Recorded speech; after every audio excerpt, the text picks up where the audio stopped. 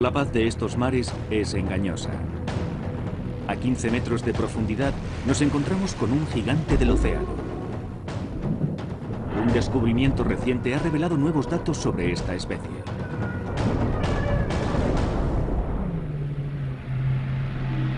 Hasta hace pocos años, la información sobre los gigantes de las profundidades marinas era escasa.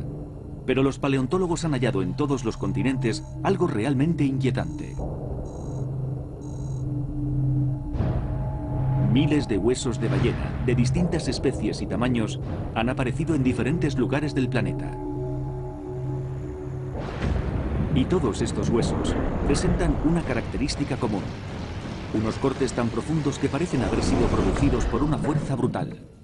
En los últimos siglos se han encontrado miles de huesos de ballenas prehistóricas en los que aparecen profundos cortes. Están en las costillas, en las vértebras, en los huesos de las aletas. Hay cortes de 25 centímetros de longitud y 7 centímetros de profundidad. Para atravesar el hueso con los dientes se necesitaría una fuerza asombrosa, y el tamaño del animal capaz de causar semejantes heridas debería de ser inimaginable. Los restos apuntan al ataque de un depredador superior de dimensiones descomunales.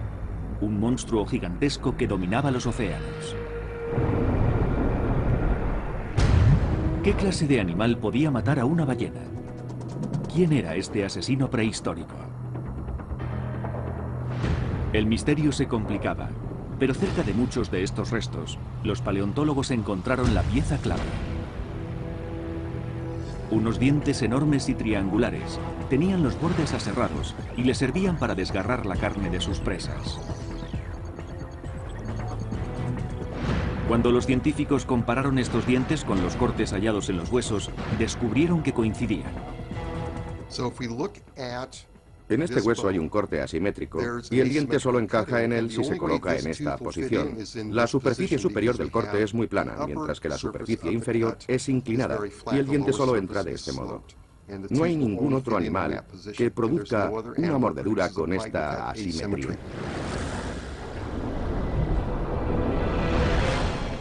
Los dientes pertenecían a un tiburón gigante, el Carcharodon megalodon o megalodonte.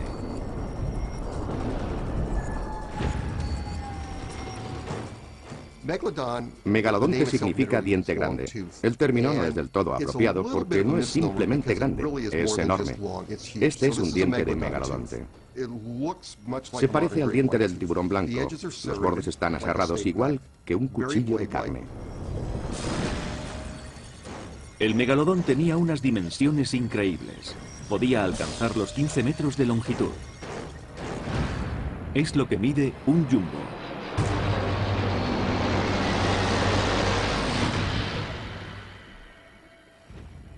Si hubiese existido a la vez que el hombre, nunca habríamos podido aventurarnos en el océano. No hubiéramos sido capaces de construir un barco lo bastante grande como para disuadirle de que lo atacase. Cuando los investigadores estudiaron los dientes aserrados de este tiburón gigante, calcularon la enorme fuerza de su mordedura: 20 toneladas. Suficiente para cortar la carne, pero ¿serían también capaces de penetrar en los huesos de una ballena gigante? Los restos hallados de 15 millones de años de antigüedad demuestran que podían hacerlo, y con relativa facilidad. Vemos que con frecuencia los fósiles de las ballenas muestran señales de haber sido mordidos. Por este lado es como si lo hubiesen golpeado con un hacha. Las incisiones son profundas. No hay más restos de aquella época que presenten marcas tan grandes.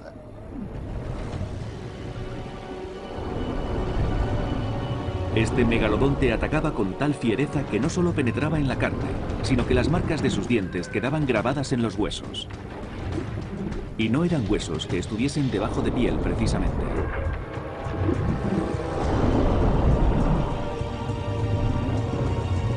Pero hay un problema.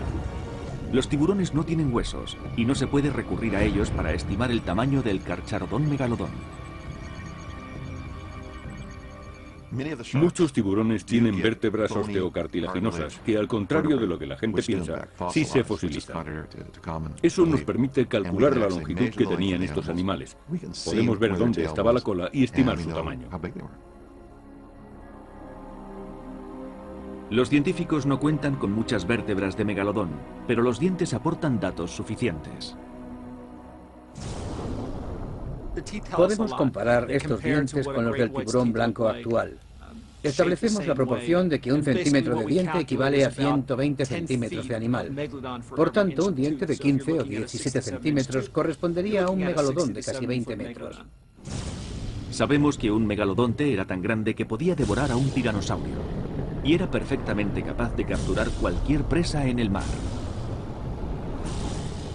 Nada estaba fuera de su alcance: ballenas, leones marinos e incluso los miembros de su propia especie. Los fósiles demuestran que estos tiburones poblaban todos los océanos de la Tierra. Se han encontrado huesos con marcas de mordeduras por todo el mundo. En casi todos los fósiles de hueso de ballena del Mioceno había signos de mordeduras de megalodón. Esto indica que recorría los océanos cazando principalmente ballenas. La localización específica de los restos de megalodonte nos dice algo más, ya que se encontraban cerca de sus víctimas. Los fósiles de megalodón están en depósitos geológicos cercanos a la costa. Así pues, por lo que sabemos, no era una especie de aguas profundas o de alta mar, lo que se conoce como especies pelágicas. Y esto tiene sentido. Sus presas eran grandes vertebrados marinos que compartían su ecosistema y probablemente vivirían cerca de la costa. Allí, las corrientes transportarían nutrientes, creando un entorno más rico. Se necesitan muchas focas de 50 kilos para alimentar a un megalodón de 50 toneladas. No podía perder el tiempo persiguiendo presas tan pequeñas, y por eso iba en busca de ballenas, calamares gigantes y tiburones. El megalodón era un tiburón monstruoso. Cada día tenía que arreglárselas para encontrar 1 tonelada de comida. Eso significaba que el megalodón ingería más de 1000 kilos de alimento en un solo día. Algo equivalente al volumen de un elefante. Para ello emplearía técnicas de caza perfeccionadas durante millones de años. Lo más sorprendente es que esas técnicas siguen siendo utilizadas en la actualidad por el tiburón blanco. Cuando el megalodón cazaba, probablemente acechaba a su presa desde abajo. Buscaba la presa más grande de las que tuviera a la vista, y una vez escogía a su víctima, empezaba a acelerar hacia ella. No sería una aceleración explosiva de corto recorrido, sino de larga distancia. Cuando alcanzase mucha velocidad no podría girar bruscamente, y si la presa cambiaba de dirección, no podría seguirla con tanta facilidad como lo haría un depredador más pequeño. Las similitudes entre el diente de un megalodonte y el de un tiburón blanco son evidentes. Este es el diente de un tiburón blanco. Pertenece a un ejemplar de unos 4 metros o 4,5. Este es de un megalodonte. Se aprecia una pequeña diferencia en el tamaño de ambos. Y para aumentar su eficacia como depredador, tenían una reserva inagotable de dientes. En casos extremos y en cautividad, cuando un tiburón pierde un diente, le sale otro en el mismo lugar de la mandíbula, y solo tarda de 8 a 10 días. Un tiburón usaría durante toda su vida decenas de miles de dientes. Esa es una de las razones principales de que haya tantos fósiles de dientes de tiburón. Además de su enorme tamaño, sus poderosas mandíbulas y sus afilados dientes, los investigadores descubrieron más características del megalodón.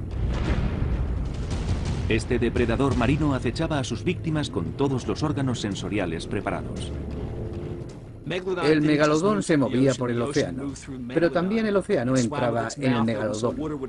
Nadaba con la boca abierta y el agua pasaba a través de sus branquias.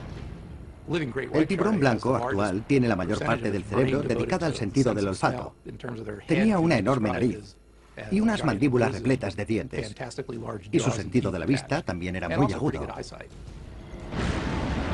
Después de averiguar el modo en que el megalodonte atacaba a sus presas, la investigación tomó un rumbo distinto. Los paleontólogos estudiaron los esqueletos de las ballenas que habían sido atacadas y devoradas y encontraron algo extraño. Las pruebas indicaban que cuando este tiburón atacaba a una ballena, se ponía como objetivo una específica: las aletas pectorales.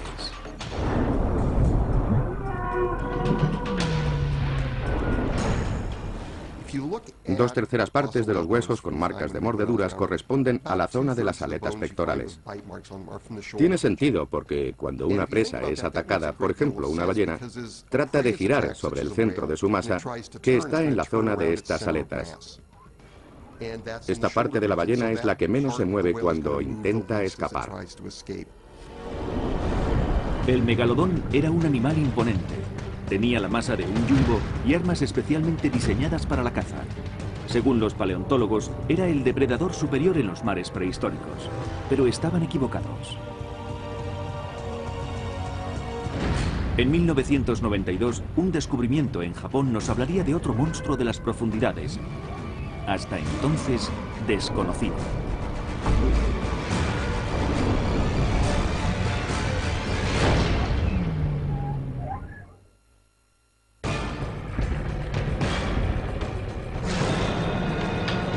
Durante la era de los dinosaurios, el tiranosaurio dominaba la Tierra. Pero 50 millones de años más tarde, aparecería una criatura aún más grande y aterradora. El Carcharodon megalodón, el pez carnívoro más grande que jamás haya surcado los océanos. El megalodón tiene un gran interés como especie. Para los especialistas en tiburones es, por decirlo así, su propio Tyrannosaurus, y es un animal espectacular. Al principio los científicos pensaban que era el depredador superior del mar. Pero en 1992 se dieron cuenta de que estaban equivocados. El doctor Lawrence Barnes del Museo de Historia Natural del Condado de Los Ángeles hizo un notable descubrimiento en Japón. Pero no fue en el fondo del océano, sino en un armario de clasificación de fósiles. Lo que encontró apuntaba a la existencia de un segundo monstruo de las profundidades. Era una especie hasta entonces desconocida para la ciencia. Compartía el dominio del megalodonte, y era tan terrorífico como él. Al principio de los años 90 yo estaba en Japón con una beca y llegué a una pequeña ciudad llamada Shigamura. Me llevaron al museo de la ciudad donde tenían un esqueleto de cachalote. Estuve observando el esqueleto con mi compañero y nos dimos cuenta de que era una nueva especie. Barnes llamó a esta nueva criatura Brigmophyseter sigensis. Es el antepasado de los cachalotes. En los profundos mares prehistóricos, estos cachalotes estaban entre las ballenas más grandes y feroces de su tiempo. A su lado, las orcas actuales resultan minúsculas. Como tenemos un esqueleto completo, podemos estimar que el tamaño del Brigmophyseter era de unos 10 o 12 metros. Comparado con las ballenas modernas, no es precisamente descomunal, pero en su tiempo era una de las más grandes que había.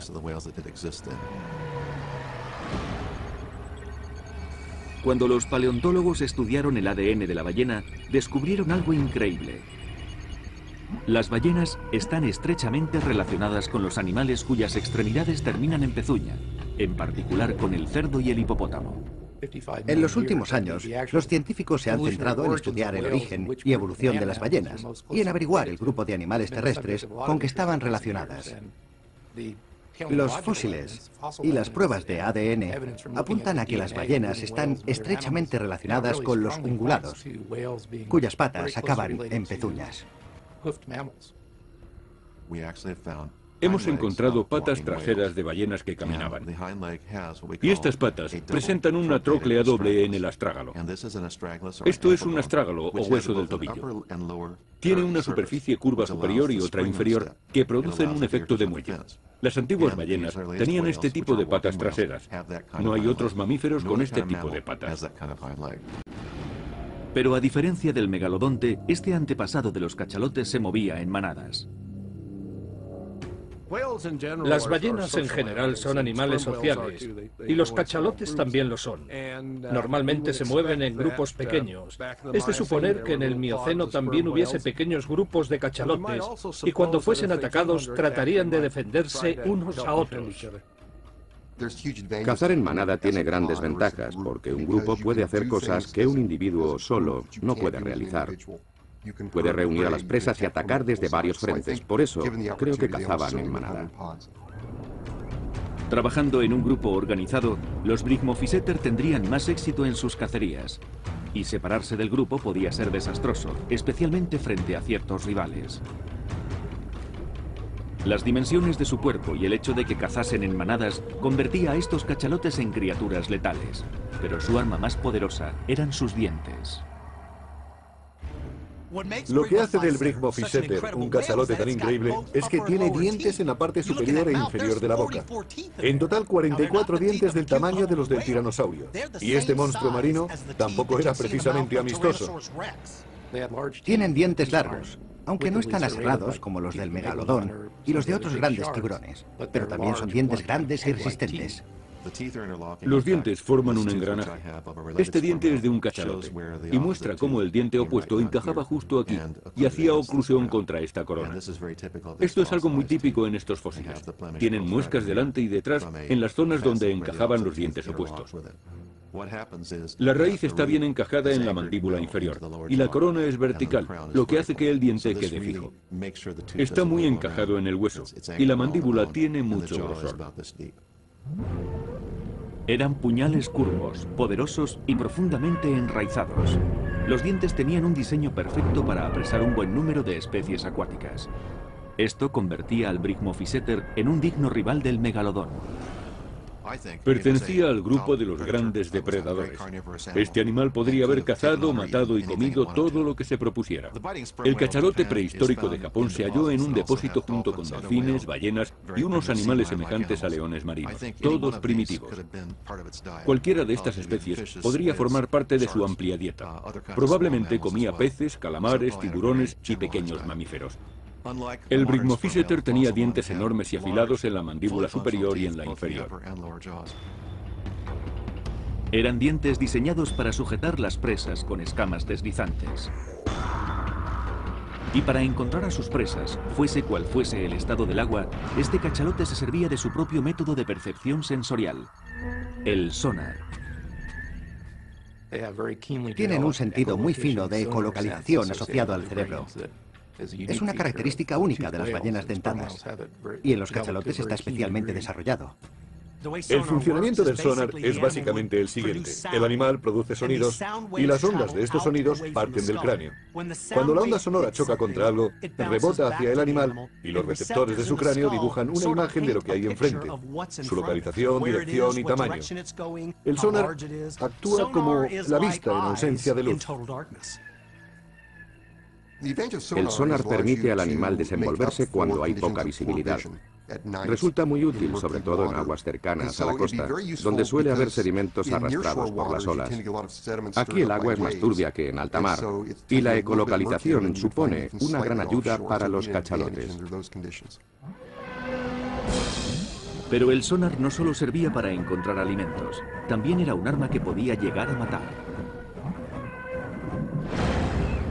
Este sonar se utilizaba normalmente para localizar a las presas en las zonas más profundas y oscuras del océano. Pero los cachalotes tenían la capacidad de concentrar más el haz de ondas y utilizarlo como un ariete contra potenciales presas o potenciales depredadores. Los sonidos viajan más rápido y más lejos por el agua que por la superficie. Si una persona hace detonar una carga de dinamita a 3 metros de distancia, morirá a causa de la onda expansiva. Pero si esta onda fuese 100 veces mayor, no solo moriría, quedaría destrozada. Pero el Brigmophyseter tenía un punto débil. A diferencia del carcharodón megalodón, los dientes que perdía no le volvían a crecer. Pero sin embargo, tenía otra arma a su disposición. Podía utilizar su cabeza como un poderoso ariete.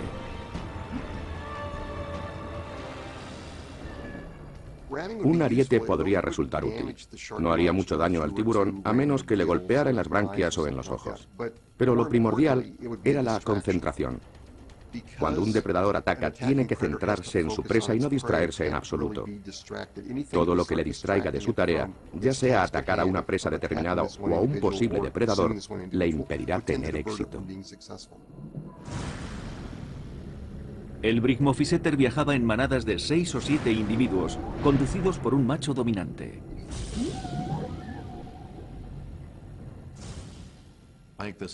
Las ballenas defendían a los miembros de su manada de tiburones y grandes vertebrados marinos. Estoy seguro de que había también otras especies de ballenas depredadoras, igual que ocurre con las orcas en la actualidad. Pero, ¿cómo pueden los investigadores entender el comportamiento del megalodón y del Brigmophyseter que vivieron hace 15 millones de años? El instinto animal se mantiene a través de las generaciones y pueden deducir las respuestas observando a los descendientes de aquellos animales. Uno de los preceptos de la paleontología es que el presente es la clave del pasado. Podemos observar la anatomía o el comportamiento de los animales modernos para interpretar los fósiles. No tenemos otra base sobre la que actuar. Gracias a esto tenemos magníficas construcciones de animales extinguidos. Nos fijamos en algún animal actual que esté emparentado con el del registro fósil. El cachalote prehistórico se desplazaba por los océanos en manadas. Y había pocas criaturas tan grandes como para permitirse atacar a estas ballenas asesinas. Pero miles de huesos de ballena mordisqueados demuestran que sí había un pez que se alimentaba de ellas: el megalodón. Los cachalotes forman manadas para protegerse y criar a sus pequeños. Pero los tiburones blancos solo se relacionan al aparearse y en determinadas condiciones se comen a sus propias crías. Los nuevos descubrimientos de la ciencia forense nos permiten averiguar más sobre este comportamiento.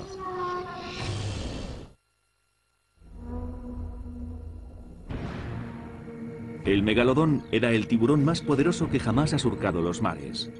Sus mandíbulas eran de cartílago, no de hueso, lo que le proporcionaba más flexibilidad sin afectar a su fortaleza. De hecho, un reciente estudio llevado a cabo en Sydney ha revelado que el megalodón tenía la mordedura más poderosa en toda la historia de la Tierra. Podría haber triturado fácilmente un camión. ¿Pueden imaginarse un combate a muerte entre estos dos monstruos? Resulta terrorífico solo pensarlo.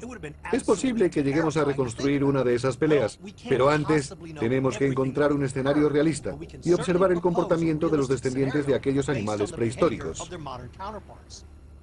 El megalodonte era básicamente un tiburón blanco descomunal, y también era muy agresivo. El Brigmophyseter era un cachalote con mal carácter y una enorme dentadura. Si añadimos esas dos características a un cachalote moderno, nos haremos una idea del comportamiento de aquella ballena. Después los colocamos juntos. Nuestra reconstrucción de la batalla se ajusta bastante a la realidad, pero, por supuesto, no es el único modo en que pudo ocurrir.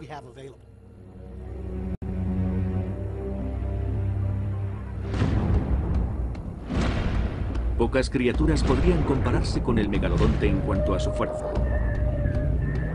Tenía 20 toneladas de fuerza en su mordedura, mientras que la mordedura del tiranosaurio era de unas 3 toneladas.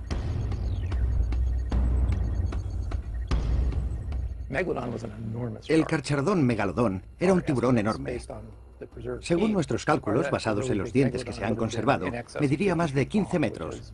Esa es, aproximadamente, la longitud de una ballena jorobada, pero el megalodón pesaría muchas más toneladas. El Brigmophyseter se servía de su aleta caudal para impulsarse hacia arriba y hacia abajo, y alcanzaba velocidades de 40 kilómetros por hora.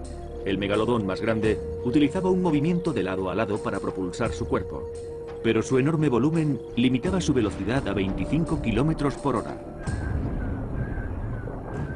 Los tiburones y las ballenas tienen estructuras diferentes. El esqueleto del cachalote es óseo y el del tiburón es cartilaginoso. Eso significa que el tiburón puede girar y maniobrar mucho más fácilmente porque no tiene las limitaciones de un esqueleto óseo. Es por tanto más ágil. Sin embargo, el cachalote es más pequeño, tiene menos masa que mover y eso le da más velocidad.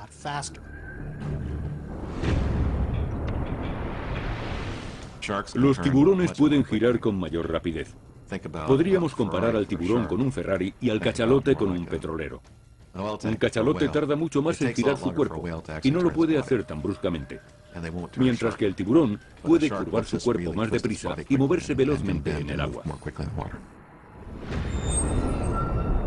En los mares prehistóricos, pocos animales tenían armas tan efectivas como el Brigmophyseter y el megalodón. Los dientes de ambos estaban diseñados para capturar y matar a sus presas. Estos son dientes fósiles de un megalodonte y un Brigmophyseter. Son muy diferentes. El diente del tiburón está cerrado como un cuchillo de carne. Y el cachalote tiene dientes más apropiados para sujetar a sus presas. Estos dientes nos dicen mucho sobre sus técnicas de caza. El cachalote utilizaba los suyos para agarrar y retener a la presa, pero el tiburón hacía algo muy diferente. Iba desgarrando grandes trozos de carne de su víctima.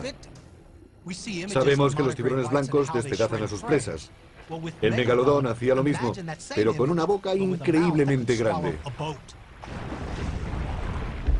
Se trataba de dos criaturas de considerables dimensiones, pero el cachalote tenía un arma que el megalodonte no podía igualar: el sonar, cuyo impacto podía ser letal.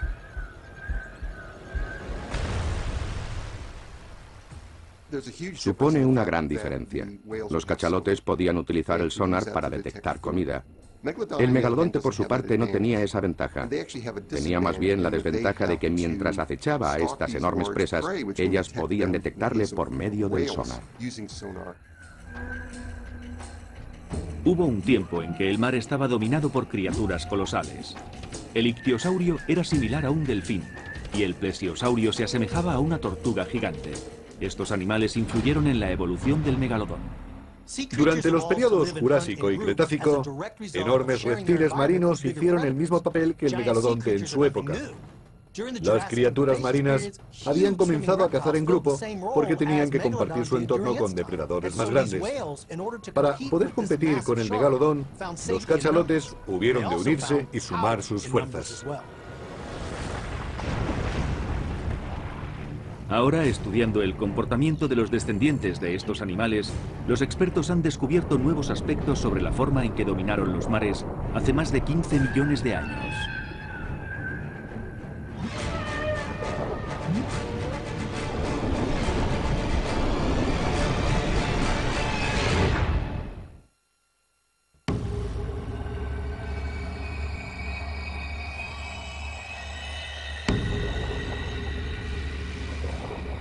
Las oscuras aguas del Pacífico al norte del Japón. Un megalodón surca las profundidades. Este enorme depredador ha salido de caza. Su cuerpo es tan grande que nunca logra satisfacer su apetito.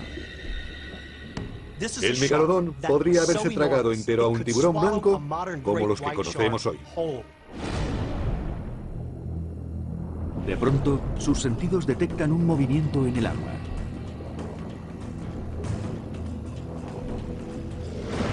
Se encuentra con un Brigmophyseter separado de la manada. El tiburón puede sentir el movimiento del cachalote en el agua. El receptor de su nariz detecta los diminutos impulsos eléctricos que emite su presa cada vez que mueve un músculo. El megalodonte sabe el tamaño de su presa incluso antes de verla. La piel del megalodonte estaba cubierta de unas diminutas estructuras llamadas dentículos, que le permitían recoger información del agua y encontrar a sus presas. El colorido del megalodón era ideal para sus métodos de caza. Su piel era más oscura en la zona dorsal y más clara en el vientre, de modo que si te encontrases encima de él, no podrías verle. Pero si estuvieses justo debajo y mirases hacia arriba, tampoco le verías. Para cazar, el megalodón solía situarse debajo y detrás de sus presas potenciales. Para acechar al cachalote, el megalodonte desciende hacia el fondo con la intención de sorprenderle desde abajo. Cuando está justo debajo de él, cambia de dirección hacia arriba y acelera su velocidad. Las mandíbulas del megalodón eran parecidas a las del tiburón blanco. Tenían varias filas de dientes. Los de la parte delantera estaban adaptados para agarrar a la presa. Los de la parte trasera eran mucho más afilados, para cortar. El megalodón ataca con furia. Cuando abre la boca, las mandíbulas salen literalmente fuera de ella, y los dientes aserrados actúan como una gigantesca cortadora de carne. El megalodón evita que su rival le hiera en los ojos, retirándolos hacia atrás y cubriéndolos con una membrana protectora. Los tiburones modernos tienen una curiosa forma de proteger sus ojos. Y suponemos que el megalodón hacía lo mismo. Cuando se disponía a atacar, echaba los ojos hacia atrás y los cubría con una membrana. Una vez fijado el objetivo y con todos los sentidos en alerta, la vista no era necesaria. Se han encontrado dientes de megalodonte incrustados en cientos de huesos de ballena. Una prueba más de la audacia de este fiero cazador.